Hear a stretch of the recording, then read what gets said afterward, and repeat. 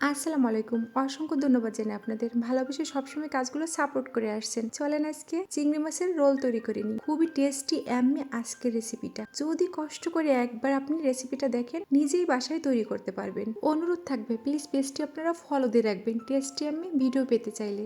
বড় সাইজের 1 প্যাকেট পাউরুটি একটু বেলে নিতে হবে। 500 গ্রাম চিংড়ি মাছ কুচো করে নিতে হবে। হোক সে ছোট এবং বড়, কোনো সমস্যা নেই। 400 গ্রাম ভেজিটেবল কুচো করে নিতে হবে। 200 গ্রাম পেঁয়াজ এবং কাঁচামরিচ কুচি, একটি ডিম, half cup soya sauce, half চা চামচ গোলমরিচ পাউডার, স্বাদ অনুযায়ী লবণ, ভালো করে মেখে নিতে হবে। 2টি ডিম সামান্য লবণ দিয়ে ফেটে নিতে হবে। প্রতিটি ব্রেডের উপরে 1.5 টেবিল চামচ চিংড়ি মাছের পুর দিয়ে এবং চিংড়ি মাছের গায়ে যে সস রয়েছে একটু সস সাইড দিয়ে দিতে হবে। আলতো হাতে চেপে রোল তৈরি করে নিতে হবে। এরপরে ডিমের ডোর ভিতরে গড়িয়ে নিতে হবে। একে একে রোলগুলো তৈরি করে নিতে হবে। অল্প গরম তেলের ভিতরে আলতো হাতে রোলগুলো ছেড়ে দিয়ে এপিট ওপিট গোল্ডেন কালার করে ভেজে তুলে নিতে হবে। খেতে কিন্তু খুবই টেস্টি ছিল। ছোট থেকে বড় সবাই কিন্তু খুবই পছন্দ করবে আজকের রেসিপিটা। ভিডিওগুলো কেমন হচ্ছে যদি একটু কষ্ট করে লাইক কমেন্ট শেয়ার করে জানাতেন খুবই ভালো লাগতো। ভালো থাকবেন, সুস্থ থাকবেন। দেখা হবে নতুন কোনো ভিডিওতে। আজকের মতো বিদায় নিচ্ছি। আল্লাহ হাফেজ।